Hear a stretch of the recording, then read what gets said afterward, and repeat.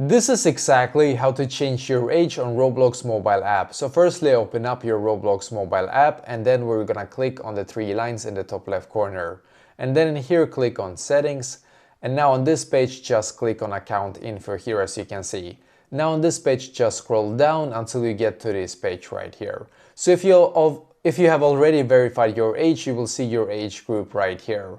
And if you want to specify it even more, you can continue with an ID, so you have to send them your ID and then they will be able to specify your exact age. But you can also click on reset here as you can see and then click on continue to be able to reset your age. And then you can continue with your ID here or continue with camera. So if I click on continue with camera and then take a photo of my face, they will then be able to specify my age one more time basically. But if you want to be able to be more precise, like more specific, continue with ID right here as you can see.